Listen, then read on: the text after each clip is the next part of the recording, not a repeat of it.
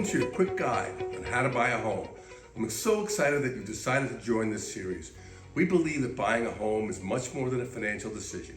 It's a decision to invest part of your life in a new place and community. This series is full of valuable information to help you in making that decision. By the end of this series, we'll walk away with the best way to manage the entire home buying process and avoid the pitfalls that can cost you time and money. My name is Wallace. I'm a real estate and mortgage banking consultant, and I help prospective home buyers find and buy their dream homes without the war stories that do happen in this business. I do this by guiding you through the process step by step, from the decision-making process through the closing of your new home.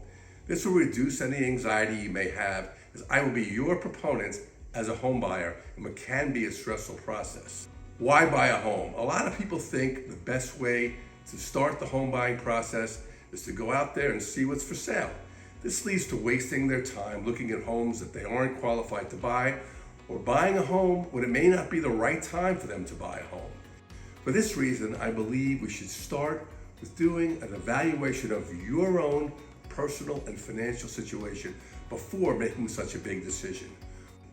When approached this way, we can make the best decision as to when and how to buy a home in the most efficient way. In the first video, I'm going to specifically cover the home buying decision-making process and how to prepare to buy a home when you're ready. First, let's take a look at your personal situation.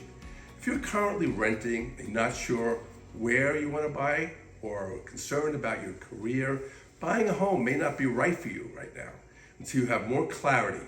If you're planning to move within a few years, the closing costs to buy and then resell a home, after you do the math, probably will make renting the better option. On the other hand, historically, buying a home has proven to be an excellent long-term investment as you build equity over time, and it offers potential tax benefits over renting. For many people, buying a home is the best investment of their lives. If you decide you are ready to buy, you need to know what you can afford before you start looking. You need to be pre-qualified by a reputable mortgage lender. With a pre-qualification, you will be viewed as a serious buyer and be in a stronger negotiating position. A good real estate broker will not take you on as a client without a pre-qualification. What type of mortgage is best for you? As the former CEO of a mortgage banking company in New York, I can tell you that there are many different types of mortgage products, each with their own benefits and costs. For example, there are conventional loans, FHA, VA, jumbo mortgages, just to name a few, some requiring mortgage insurance depending on how much money you put down.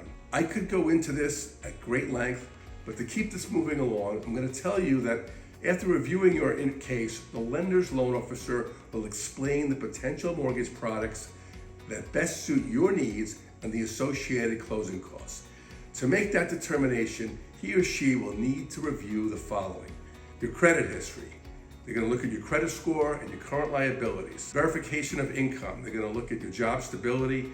They're going to look at W-2s, pay stubs, tax returns. Put that together and look at the qualifying ratios, the debt to income ratios. For example, if a mortgage program has a 33-38 qualifying ratio, that would mean that your total monthly mortgage payments, including principal, interest, taxes, and insurance, can't exceed 33% of your gross monthly income, and your total debt obligations, including your mortgage, can't exceed 38% of your gross monthly income. There are mortgage programs that allow your total debt obligations to go up to 45 or even 50% of your gross monthly income, depending on the compensating factors of your case. Even if you qualify with these ratios, I believe that you should do your own personal monthly budget to decide what you can comfortably afford to pay. The verification of assets. Show me the money. Where is it and how did it get there? They're going to want to see bank statements to verify that you have enough money to complete the transaction, and they want to see where that money came from. After all this is reviewed and you are pre-approved by the lender's underwriter, you are good to go. Now that you know you're prepared to buy, I'm going to take you through the next steps so that you can find the home of your dreams without falling into one of the many pitfalls that may come up along the way. Click the button below and I'll see you in the next video.